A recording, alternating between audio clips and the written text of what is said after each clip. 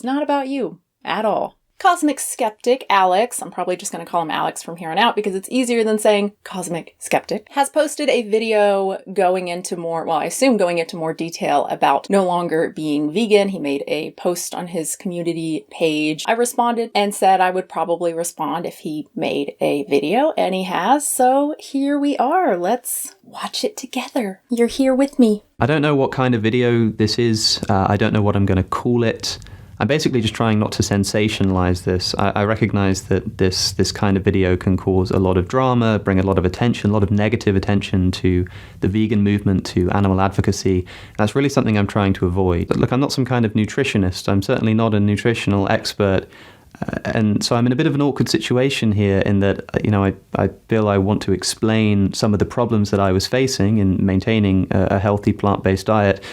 But I want to clarify that shouldn't be informing your position on the viability of a plant-based diet for yourself. I really appreciate that, and I'm not surprised given his post and, as I said in my video, just how apologetic he was and understanding. To be clear, I don't think most of the YouTubers who are no longer vegan and make videos, I don't think they're trying to sensationalize it. I haven't really seen any cases of someone being vegan and then no longer being vegan and like kind of using that as a jumping off point to grow their channel and to post anti-vegan stuff. I can't even think of one example of that. I'm sure the comments will be full of examples of that. I've done so many of these responses to ex-vegan videos, and when I go and look at their channels, they're posting what I ate today's eating animal products, yes, but that's not the same thing as like veganism is terrible for you. I think the worst video probably was that Earth Mama one and the recent Yoga Girl one because they're really promoting veganism is not good, right? And saturated fat is good. And listen to the universe when it tells you to eat eggs. Point is, I like that people talk about their experience with veganism because it is a fringe thing still, and you have to take certain steps to make it work. You have to plan, and then there's the social aspect and all of that. It's not the easiest thing. I like that people come forward. I don't like the misinformation that often is involved with that hair analysis and that sort of stuff, but I don't want people to be afraid to talk about their experience. Other vegans and vegan activists should not be threatened by it. And if you are, if we see lots of people having the same issues, then that should be something we learn from and helps inform how we talk to people and how we advocate for veganism. So people have been asking, well, what's this magical nutrient that you can only get from an animal product that you can't get from plants? I want to clarify from the start, there isn't one. Every nutrient that you need to be healthy can be found in an adequately planned plant-based diet.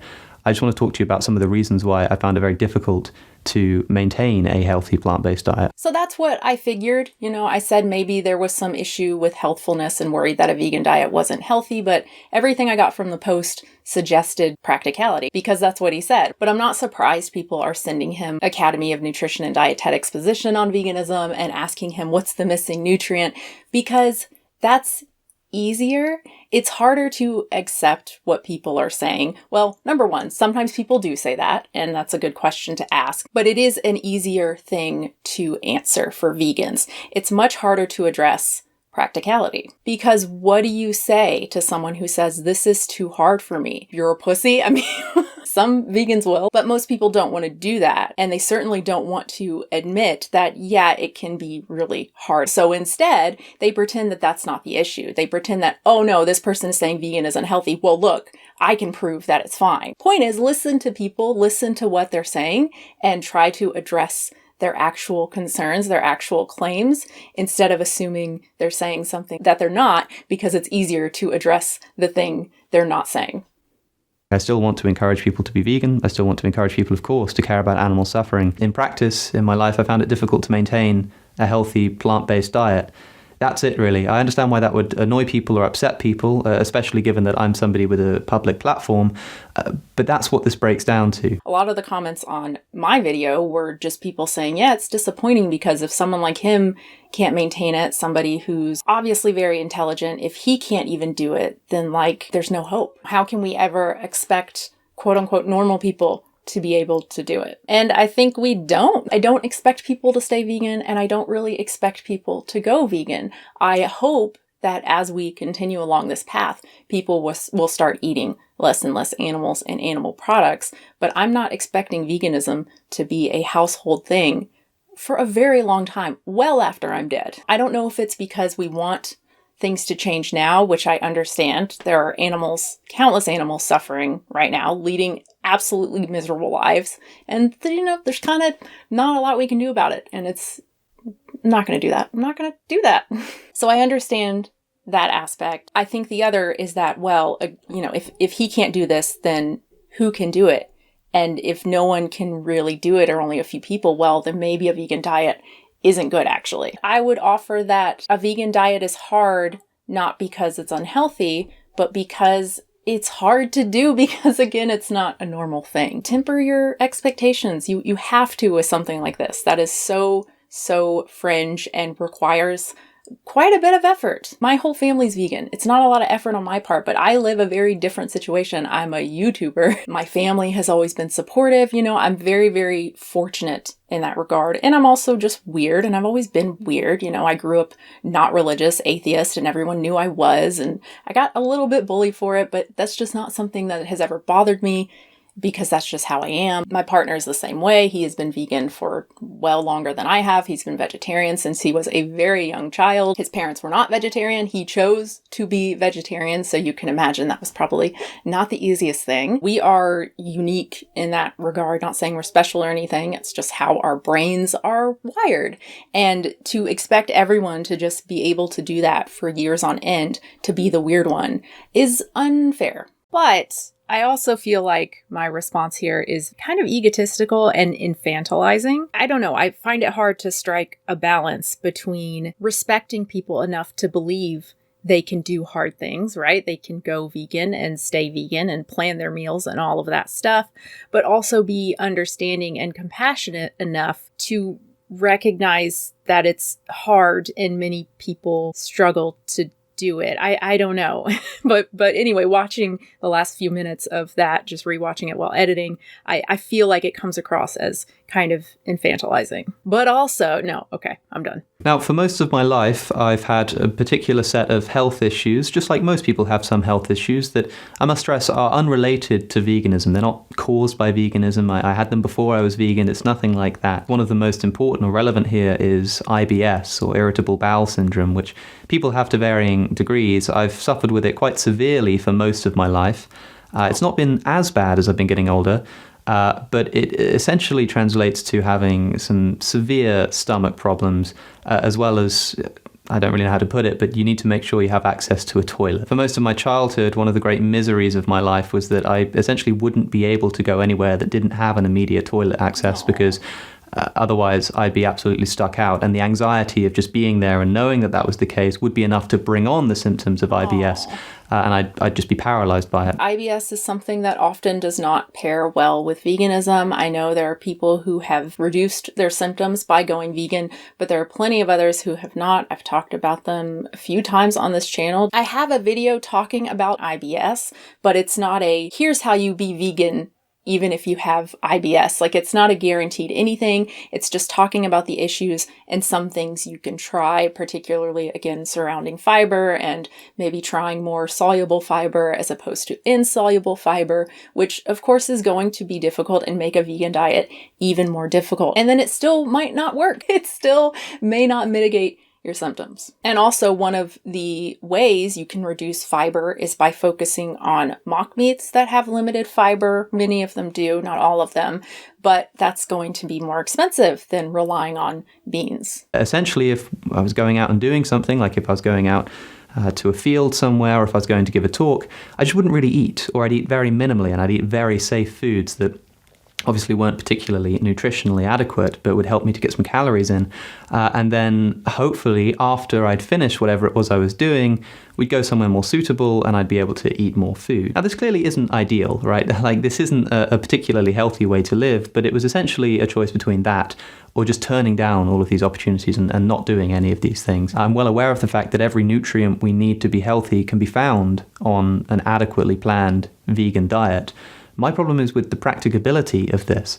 You can imagine in a situation like the one I've just described, how it can be difficult even to make sure you're getting the right amount of calories. It makes me sad that he keeps saying the same thing over and over again. Maybe he typically does that. I don't know. I suspect it's because he knows the response he's going to get. I mean, I'm sure he's already received some less than nice responses just from his post. I suspect he is saying over and over again, I'm not saying a vegan diet is unhealthy. I'm not saying there's a missing nutrient. This is just me and, health issues and practicability issues. It just sucks that he feels the need, if he does feel the need, to say it over and over again in the hopes that people will not be so mean. It's futile. I'll tell you that. Doesn't matter how many qualifications, doesn't matter how many times you say it, some people are just going to be dicks. Because of the fact that it is easier to get the nutrients that are required to be healthy on a non-vegan diet, which, say what you like about it being easy to live healthily as a vegan, which I believe in many cases it can be and is, it is easier to not be one. I found that in practice, despite obviously having a lot invested in this, I wasn't able to make it work. And so I ended up experiencing a lot of the typical symptoms that you hear in these kinds of videos. Fatigue, but at the same time as insomnia, I just wasn't sleeping properly. I was experiencing brain fog. I was unable to properly focus. I was feeling physically weak, a lot of bloating and a lot of gas, like a lot of gas. I was experiencing joint pain. I was experiencing all kinds of things that I found it very difficult to know what was being caused by my diet. And crucially, as I say, this isn't something that's caused by veganism. It's not caused by a vegan diet. The brain fog thing reminds me, because this just happened yesterday. Well, the night before yesterday, I took some Unisom. I had some pain. Every time I look it up, it's costochondritis, I think is what it's called. But it's not just my rib. It goes up to my shoulder and kind of into my back. And I knew I wasn't going to be able to sleep because I could not lay on that side.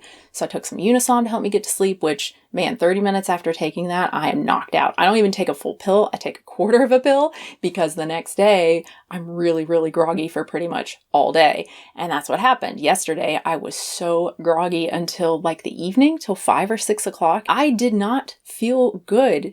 At least it was Sunday, so I wasn't doing anything important. I wasn't working on anything. But I can't imagine if after going vegan, I felt like that all the time, plus all the digestive issues that he's having. It's so easy for me and other people who find it so easy to be vegan. It's so easy for us to sit here and go, well, if I were in that situation, I would do this and this and this and this, and I would still be vegan.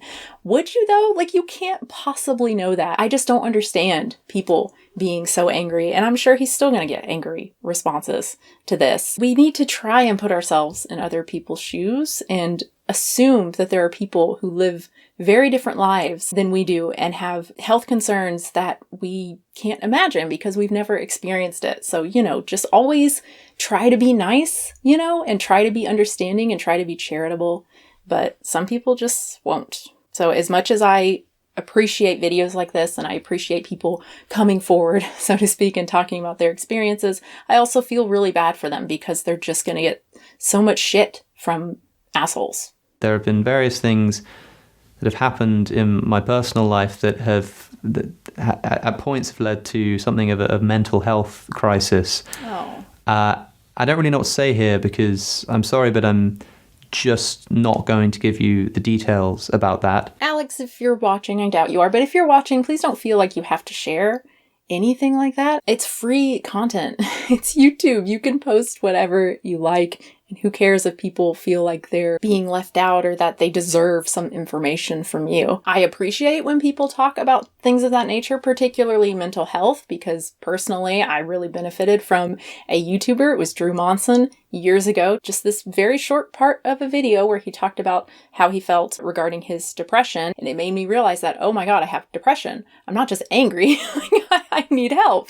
And yeah, I'm very grateful towards people who are willing to talk about that sort of stuff. I did my postpartum depression video, and that's why I put it out, because maybe it would help someone. And I've received messages and comments from people saying it was very helpful and they appreciate me talking about it. So obviously there's that aspect, but no one should feel forced to talk about anything. It's YouTube. Do whatever you want, particularly in this aspect, because it's not just, hey, here's the issue I've been having, and all the comments are just, oh my God, we're so sorry. We hope you feel better. In this context, it's going to be people picking apart every little thing that he says. And, oh, you say this happened. Well, why didn't you do this? Why didn't you go see a professional or whatever, right? It's just going to be, sure, people are going to be sympathetic, but there's also going to be a handful of people, more than a handful of people, picking apart everything he says around a very sensitive subject. And again, crucially, I'm not trying to say that this was caused by veganism, but look, there were days when I would be eating 0 calories and periods where daily I'd maybe be eating between like 0 and 700 calories. And it gets to a point where you think, look, I'm just going to have to get myself out of this hole somehow. And one of the most important first steps is physical health. But being essentially unable to eat, I found that if I could stomach anything, I wanted it to be nutritionally dense. I wanted it to be something that was going to give me the best chance of improving my physical health. This is something I've talked about with eating disorders as well. Obviously, there are people who are vegan for ethical reasons, for animal welfare, for the environment, whatever, and they have an eating disorder. But there are also people who have an eating disorder and veganism makes it worse, right? It allows them to restrict even more. And so for those people, the most important thing for them is getting healthy. And so in that case, it doesn't really make sense probably to maintain a vegan diet. It's really difficult to find a balance here between trying to talk about my experience whilst trying not to make it just sound like I'm making a bunch of excuses and trying to make you feel sorry for me. I don't think he's trying to make people feel sorry for him. I do feel sorry for him because, I don't know, I'm a human being and my heart is not 3 sizes too small. So of course I feel sorry for him. Anyone who says they're having a mental health crisis, who has IBS, I mean, you just, don't you feel, I don't know, fuck. Sometimes I think these videos are not even useful because the vast majority, I think, of the, at least people who subscribe to me feel the way I do. I don't think many of the, hardcore mean vegans are watching my stuff, right? A lot of them think I'm like not even vegan or something. So I think, well, what's the point? I'm just like preaching to the choir. But then I remember comments and messages I've received over the years from people saying, oh, I used to be that vegan and I hated you. I mean, I got one of those just recently. Those are some of my favorites because people can change. Maybe my video can spark a change for someone, whether it's to adopt a vegan diet or to start being a nicer vegan and a more understanding vegan. But it's something I'm always going to struggle with. I'm always going to feel like, what's the point? What I'm trying to get across is that even if in principle it can be healthy and it's perfectly possible to be healthy on a plant-based diet, for various practical reasons, that might be something that's unattainable. And to not recognize that, I think, is a mistake. And I think it's going to do harm. Just pretending that vegan is easy and everyone can do it is not helping anyone. And people are going to see that. Especially as veganism does become more and more popular, you're going to have a large majority of at least Americans who know someone who is vegan or was vegan, right? And so you have vegan activists saying it's so easy. And then their personal experiences, well, my sister tried to do it and she lost a bunch of weight and she was bloated and she stopped doing it. So like, what are you talking about? It's why I typically focus on the bad things about veganism because I don't think there is enough of that from let's talk about these things so that we can mitigate them and so that people can be vegan, right? There's too much vegans just being vegans and talking about how great it is and everyone can do it. And then the anti-vegans, right? Talking about how no one should do it because this, and this. I think we should talk about how people should be vegan and here are the problems and here's how to avoid them. To some people, that's going to come across as negative. I get that, but hopefully it's on net positive.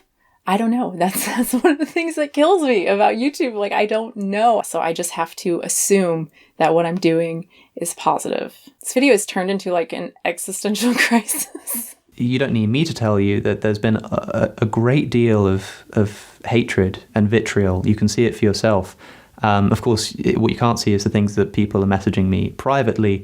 Maybe I can show some examples on the screen. I saw that vegan teacher said that if we were living in a time where it was still legal, she'd be calling for my public hanging. Alex waved a huge red flag on Peterson's podcast. The selfish narcissism and betrayal towards us and the animals is unforgivable. If we were in older times, I would be calling for, wow. Well, at least it only has 6 upvotes. 6 too many. But I do like the betrayal towards us. This is not about you. It's not about you at all. And for a grown woman to say that, it's just shocking to me. Maybe this is my sexism coming through, but like, I expect it from men to some degree. I do not expect it from women. Aren't we better than that? Aren't we a little more compassionate? No? Okay. Just to be clear, there are lots and lots of positive comments. I just went and checked the post. Most of the comments, I mean, basically everyone I saw was positive. I even saw one from Robert Cheek. I believe that's how you say his name. He's been vegan for a very, very long time. He started the vegan bodybuilding forum. I think it's veganbodybuilding.com. I used to lurk on there years and years ago when I was first getting into vegan and doing the Eat to Live program. And that's actually where I learned about raw foodism and like a high fruit diet. This guy, I don't remember his name, but he posted his diet and he was super fit and it was just all fruit. And yeah, that started the whole thing. So thank you, Robert. No, I'm joking. Point is, he left a really lovely comment for Alex. And I think this just goes to show how powerful bad comments are. It doesn't really matter how many good ones there are. It's the bad ones people are going to remember. It's like to offset one bad comment, what, you need like 1,000 good ones? You'll forgive me if I'm not going to give you the details, certainly not of my mental health experiences, when I know that there are people out there who are just waiting to essentially make content out of this. I've already seen people just making all kinds of videos and memes. I appreciate the irony, I guess. Maybe that's what I'm trying to say. But obviously, I'm making content out of this. This video will be monetized. I will make money off of it. But hopefully, again, it's a net positive. Hopefully, people don't come away from this, feeling angry towards him. If anything, I would hope people would feel the opposite and would be sympathetic if they weren't already going into the video. And hopefully, Alex does watch this and maybe feels a little bit better. So he's getting, some comments from people that are not hateful, in our understanding. That isn't always my intention. Typically with these sorts of videos, my intention is to explain why whatever batshit insane pseudoscience they're presenting is batshit insane pseudoscience without being too mean about it, hopefully, although I do not always succeed there. But in this case, my ultimate goal here is to talk about these things and to help really other vegans calm down a little bit and to show non-vegans that like, hey, we're not all like that. I know people get angry when I say that sort of thing, but it's important because people are looking for every excuse not to reduce animal product consumption. Every time we chip away at an excuse, who is it that talks about the seed, planting a seed? I think that is also some way we can plant a seed in people's minds that like, oh, you can't use that as an excuse. There are plenty of vegans. Most vegans are nice and don't feel betrayed by Alex. As I say, I can deal with it. The thing that I want people to be careful of here is like, how is this going to look to other people? Like, I still want to encourage people to try veganism. I still want to encourage people to join the movement against animal suffering, against factory farming. But imagine somebody's on the fence about becoming a vegan. They're not really sure whether it's going to be for them or not. And then they see what's happened here. Right? They see somebody who says, look, this wasn't working for me for various reasons, and I need to let you know about that. And seeing this kind of response, seeing this kind of this hatred and unforgiving vitriol, what is that person going to think? They're going to think, I obviously don't want a part of this, because is that going to be me if I then end up changing my mind? To be fair, the average person doesn't have a YouTube video, so it wouldn't be them, in that sense. They're not going to get that sort of backlash like on that level, right? And most people don't really know like a whole lot of vegans. But also, we shouldn't even have to get to that point, even though I've said that too, like, what are people going to think? And we want to think about how we present ourselves to people, but also like, you shouldn't even need that. You should just not behave that way towards another human being, regardless if other people are going to know about it or not. Even if you're just sending a private message, like there's no part of you that goes, maybe I don't. Yeah, maybe I don't do this. So, of course, there are still going to be people who think that this is inadequate. If that's because I haven't really gone into any philosophy, I guess I've decided that it's best to separate out these two things because I don't want it to seem like I'm trying to make some case against veganism or that I'm trying to just rationalize the problems that I've been having. That was the part I was looking forward to. I really hope, I doubt he will. I think he's just going to try to distance himself. I really would like to know more about his position regarding, individual boycotts, I believe is the phrase he used. He didn't think it was particularly effective. I believe what he means by that is it's not particularly effective, or it's not as effective to tell people go vegan. Instead, we should focus on messages like end factory farming, right? It should be more of a unified message and more of a sort of institutional approach instead of an individual approach. And there's some interesting writings on that. I think I shared a paper on it. Oh man, I don't feel like changing my camera battery, so you'll just have audio for the rest of this. J.C. Reese, I believe, wrote something about it a little while back, so I highly recommend reading that. I agree to a large degree, but yeah, that's what I was looking forward to. I was looking forward to him expanding on that a little bit more. I appreciate him taking the time to do that. I know it's uncomfortable. I know it's not what he wants his channel to be about. I see he's already posted another video on something else, his normal content, which I get, you don't want that to be the first thing people see when they show up to your channel. Like, this is your latest thing. Oh, okay, cool. Weird. Thank you so much for watching, everybody. I really, really appreciate it. If you want to like the video, I appreciate that. Subscribing, I appreciate it. That really helps the channel a lot. And patrons, of course, super, super help the channel. Patreon.com/unnaturalvegan.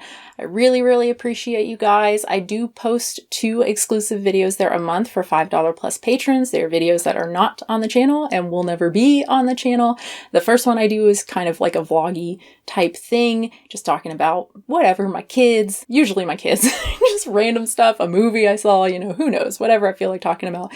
And then the second one, controversial topic, something unrelated to veganism that wouldn't really make sense to post to this channel. So I have 2 of those, one for January and one for February, and I'll have the March one up just in the next couple of weeks. So again, you can join there, patreon.com/unnaturalvegan. And I do now have annual memberships, which is very cool. I think you get like a 16% discount, something like that. So that's nice. But yeah, that's it for me. Thanks again, guys. New video soon. The gray hairs are no longer cute. I mean, the gray hairs with the tiny baby hairs, that doesn't help, but they have ceased to be cute. I think in my mind, I thought they were all gonna like converge and I'd have like a bunch, like X-Men, is it Storm? Rogue? Doesn't she have like the streak of gray? Man, that's so cool. I thought for sure it'd look like that. But instead it's all these weird little hairs that do whatever they want, go every which way, and their texture is not at all like the rest of my hair. Aging is great. I love it.